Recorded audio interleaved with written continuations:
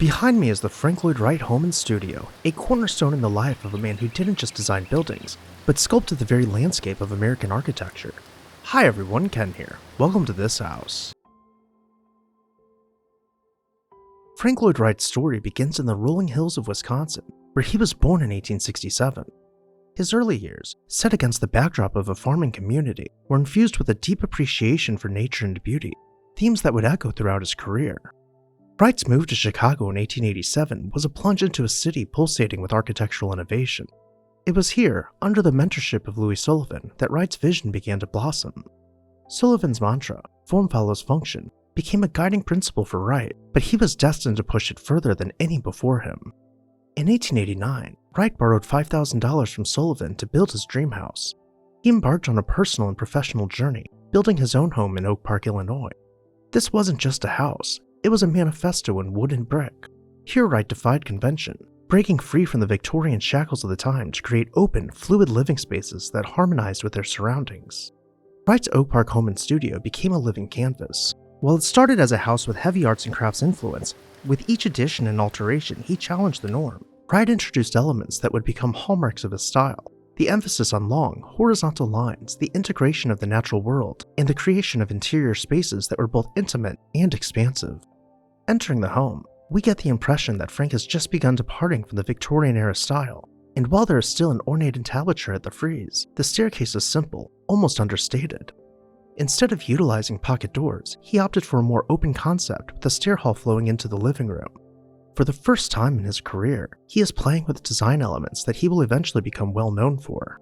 The ingle nook is placed behind curtains, granting it a more intimate ambiance. We will see themes of word art played out throughout the house, which set the tones for each space. From here we can gain a glimpse of the dining room, teasing us to continue exploring. To find our way there, we will have to round the corner where a hall draws us in. Let's take this detour. This leads us through a series of tight and expansive spaces, through light and shadows, as we find Frank Lloyd Wright's studio attached. We can imagine his students quietly drafting at their desk and looking around for inspiration. The ceiling in this room soars above, allowing ample circulation, and throughout the studio, rolling cabinets easily stored and transported their drawings. And for reviewing these drawings, the team would meet in the octagonal library. Here they could pin their blueprints to the upright boards below natural light. Now that we've reached the end of the studio, let's return to the main house and keep exploring. When the door is cracked open, we can peek into the kitchen and imagine his domestic staff preparing meals for his growing family. And as we continue through the butler's pantry towards the dining room, we can steal a glimpse at his collection of Asian porcelains. This theme continues into the dining room, inspired by a mix of Japanese design and the English arts and crafts movement.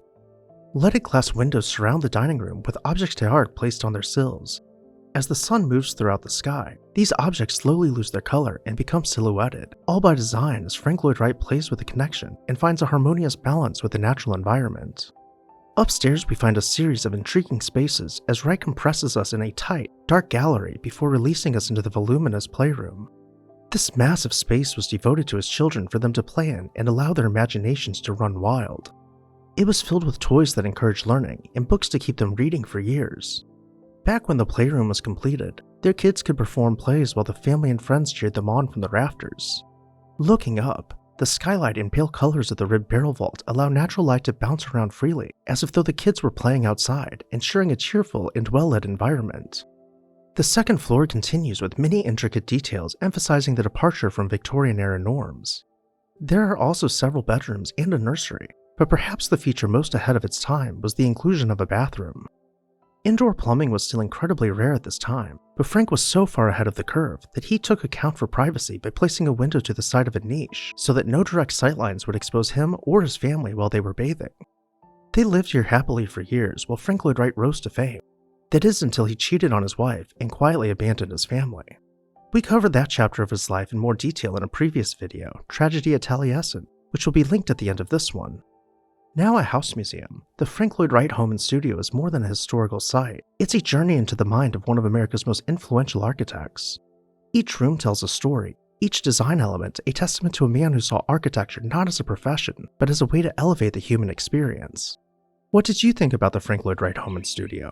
Let me know down below in the comments section, and while you're there, make sure to hit that subscribe button so you never miss an exciting episode of This House.